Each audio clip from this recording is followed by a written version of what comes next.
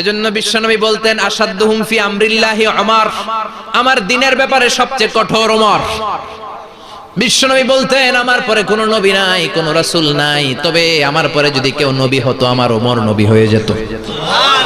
লা নবিয়্যা বা'দি ওয়ালা রাসূল, আমার পরে রাসূল নাই, কোনো নবী নাই, তবে লাউ কানা বা'দি নবিয়্যুন লাকানা ওমর। প্রভু তুমি বলেছো রাসূল দেবে না, বলনি দেবে না ওমর, বলনি দেবে না হামজা তারিক, খালিদ বিজয়ী সমর। প্রভু তুমি বলেছো রাসূল দেবে না, বলনি দেবে না ওমর, বলনি দেবে না হামজা তারিক, খালিদ বিজয়ী সমর। প্রভু তুমি বলেছো রাসূল দেবে না। আল্লাহু আকবার। মদিনায় যত মুনাফিক ছিল জমের মতো ভয় পাইতো সাইয়েদনা ওমরকে। শয়তানদের লিডার ইবলিসও ভয় পেত ওমরকে। বিশ্বনবী বলেন ওয়াল্লাযী নাফসি বিয়াদিহি, ওমর ওই সত্তার কসম যেই সত্তার হাতে আমার আত্মা, মা লাকিয়াকা শাইতানু সালিকান ফাজ্জান ইল্লা সালাকা ফাজ্জান গায়রা ফাজ্জিক। ওরে ওমর, শয়তান যদি তোমারে কোনো রাস্তায় দেখে, ইবলিস যদি তোমারে কোনো রাস্তা দিয়ে হাঁটতে দেখে, ইবলিস ওই রাস্তা রেখে দিয়ে অন্য রাস্তা দিয়ে হাঁটে। ইবলিসও সাইয়েদনা ওমর ফারুককে দেখলে, এই রাস্তা দিয়ে দেখলে ওর বাপের কি জীবনে এই রাস্তা দিয়ে হাঁটবে না, এই রাস্তা ধুইয়া ওই আরেক রাস্তা ধরবে, চিল্লায় পড়েন আল্লাহু আকবার। কাফেররা ভয় পেত, মুনাফিকরা ভয় পেত, শয়তান ভয় পেত, এমনকি বিশ্বনবীর বিবিরাও ভয় পেত। সুবহানাল্লাহ পড়েন। বিশ্বনবীর বিবিরা বিশ্বনবীরে ধরলেন, আমার এইটা কিনা দেন, ওইটা দেন। বিশ্বনবী কয় টাকা নাই, ক্ষমতা নাই, সামর্থ্য নাই, বেশি কথা কইলে তালাক নিয়ে যাও, তোমাদের চেয়েও সুন্দরী অনেক সতী সাধবী নারী আল্লাহ ব্যবস্থা করে দিবে। বিবিরা মাঝে মাঝে খুনসুটি করতো, নবীরে ধরতো, এটা নাই ওইটা নাই, এটা দেন। একবার সব বিবিরা টাইট করে ধরছে, ও নবী আয়েশার ঘরে যেদিন থাকেন সাহাবারা বেশি হাদিয়া পাঠায় কেন, আমাদের ঘরে যেদিন থাকেন পাঠায় না কেন? কালকে জুমার নামাজের পরে ঘোষণা দিবেন সবার ঘরে সমান সমান হাদিয়া। নবী কয় আমি হাইতান্ন। ও মিয়া, কে হাদিয়া দিবে, কটুক দিবে, এটা কি ইমাম সাহেবের কাজ? ইমাম সাহেবের বাসায় কে কোন দিন কি খাওয়াবে, কি গিফট দিবে, এটা তো কে যে গিফট দিবে তার ব্যাপার। বিশ্বনবী বললেন আবু বকরকে সবাই ভালোবাসে, তাই আবু বকরের মেয়ের ঘরে যেদিন আমার ডেট পরে থাকার সময় ওই দিন হয়তো বেশি হাদিয়া পাঠায়, তোমাদের ঘরে পাঠায় না, আমার বলার কোনো সুযোগ। বিবিরা কয় না, আপনারে বলতেই হবে। নবী কয় আমি পারবো না, বিবিরা কয় পারবেন। ইন দ্য মিন টাইম দরজার উপর থেকে কে যেন সালাম দিল, আসসালামু আলাইকুম ওয়া রাহমাতুল্লাহ। বিশ্বনবী বললেন ওয়া আলাইকুমুস সালাম। বিশ্বনবী বুঝতে পারলেন সালামটা আমার ওমরের সালাম। বিশ্বনবী সালামের উত্তর দিয়ে বিবিদের দিকে তাকায় দেখে একটা বিবি ওর সামনে নাই, সব উধাও, ভ্যানিশ হয়ে গেছে। ওই যে ওমর, সুবহানাল্লাহ পড়বেন না?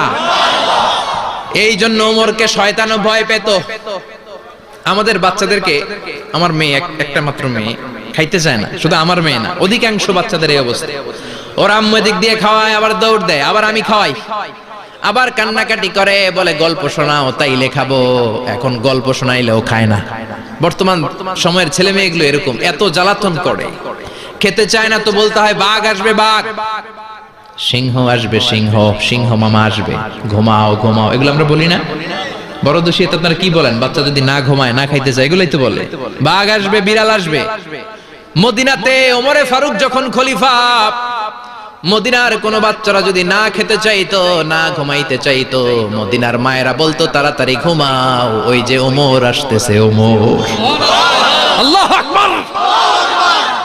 কি শাসক ছিলেন সাইয়েদনা ওমর! সবাই সমান, উনার বিধান, উনার রীতি সবার জন্য সমান। মদ খাওয়ার অপরাধে নিজের কলিজার টুকরা ছেলে আবু শাহমাকে 80টা বেত মেরেছে। হাদিসটা দাঈফ, তবে শিক্ষা আছে আমাদের জন্য। 80টা বেত মেরেছে। এক রাওয়ায়াতে পাওয়া যায় বেত মেরে ছেলেটাকে আহত করে ফেলেছে, আর এক রাওয়ায়াতে পাওয়া যায় পিটাতে পিটাতে ছেলেটাকে দুনিয়া থেকে শেষ করে ফেলেছে। ছেলের মুখে গন্ধ পেয়েছে। আর শরীফতা খামরান, কিরে মদ খাইছস? কয় না বাবা, শরীফ তো নাবিজ, আমি নাবিজ খেয়েছি। নাবিজ খাওয়া যায়। নাবিজ হচ্ছে রাতের বেলা আরবরা দুধের মধ্যে শক্ত খুরমা ছেড়ে দেয়।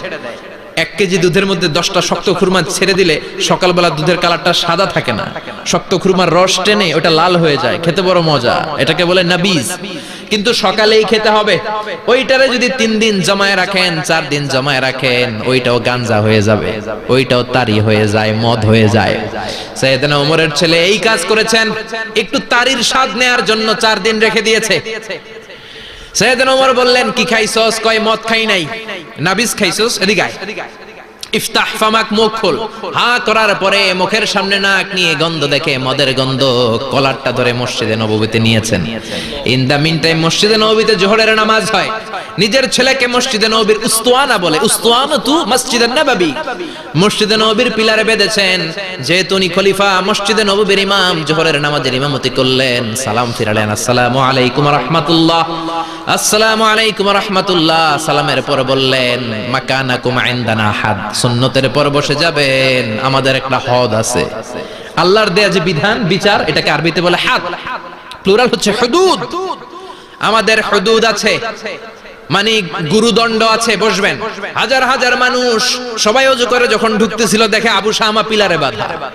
সবাই তো আশ্চর্য, কি আজীব তামাশা, প্রেসিডেন্টের পোলা বাঁধা।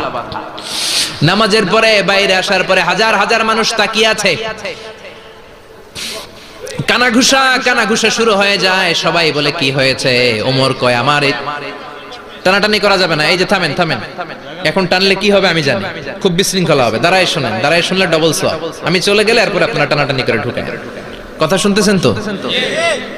মনোযোগ আছে? লোকদের মধ্যে কানাঘুষা। প্রেসিডেন্টের ছেলে, কেউ কয় ওমর মনে হয় মারবে না, যেহেতু নিজের ছেলে তো একটু ধমকি দিয়ে ছেড়ে দিবে।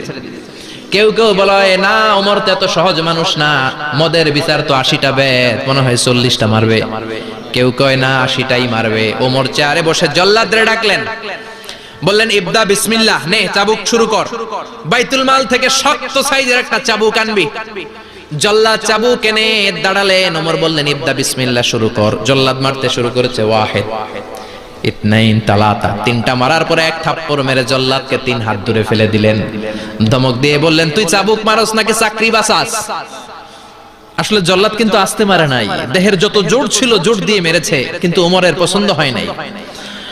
ওমর বলে, আইন্দাকা তালাতা আইন্দে ওয়াহিদ, তোর হিসাবে চাবুক মারা হয়েছে 3টা, আমি ওমরের হিসাবে মাইর হয়েছে 1টা। চাবুক আমার হাতে দে, আমি 2 নাম্বার থেকে শুরু করি।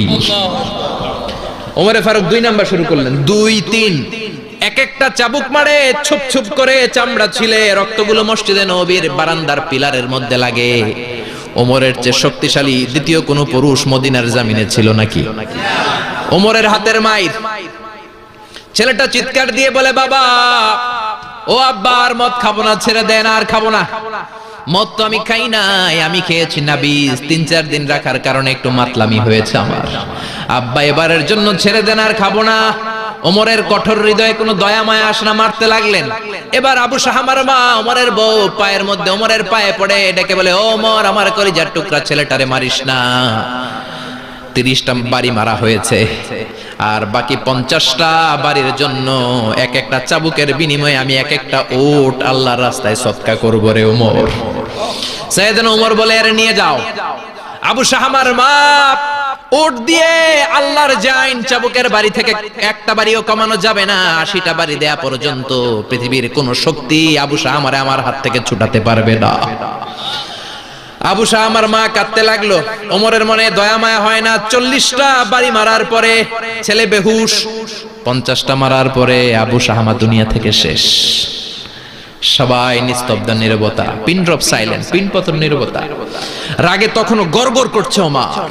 সাইয়েদনা ওমর বললেন, গোসল দে, জানাজা দে, কবর দে। কবর দেওয়ার পরে ওই কবরের উপর 51 নাম্বার থেকে মারা শুরু করলেন।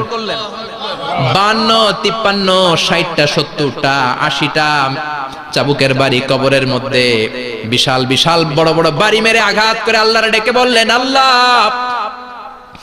আমার ছেলে হওয়ার কারণে, প্রেসিডেন্টের ছেলে হওয়ার কারণে আমি পার্সিয়ালিটি করি নাই, একটা চাবুকের বাড়িও কম দেই নাই। কিয়ামতের দিন তুমি আমারে জালিমদের কাতারে দাঁড় করাতে পারবা না। আল্লাহু আকবার। ওই ওমরের শাসন যদি দেশে থাকতো, দেশটারে মদিনা বানাইতো কে? এখন রিকশাওয়ালার পোলার জন্য এক নিয়ম, প্রধানমন্ত্রীর পোলার জন্য আরেক নিয়ম। কুলিওয়ালা ঠেলাওয়ালার জন্য এক নিয়ম, প্রেসিডেন্টের মেয়ের জন্য আরেক নিয়ম। জোরে বলেন ঠিক কিনা? সবার জন্য যদি এক নিয়ম হতো, চুরি করলে যদি হাত কাটা হতো, জিনা করলে যদি পাথর মেরে গর্দানটা উড়িয়ে দেয়া যেত, বাংলার জমিনে আর কোনো চোর আর জিনাখোর পাওয়া যেত না। চুরি করলে হাত কাটো কার আইন? তবে এটা কলা চোর, মুরগি চোর, ডাব চোর, আম চোর না। যেই চোরগুলো একটা কলমের সিগনেচারের খোঁচায় দেশের হাজার কোটি টাকা মেরে দেয়, ওই চোরদের হাত আগে কাটতে হবে। যেরকম ঠিক কিনা? এক কলমের খোঁচায় শেয়ার বাজার খাইয়া ফেলায়, হলমার্ক খাইয়া ফেলায়, দেশের টাকা সুইজারল্যান্ডে পাঠায়, ওই চোরগুলার হাত। জোরে বলেন ঠিক কিনা? এজন্য বিশ্বনবী বলতেন, আসাদুহুম ফি আমরিল্লাহি উমর। আল্লাহর দ্বীন বাস্তবায়নে সবচেয়ে কঠোর সাহাবী ছিলেন ওমর।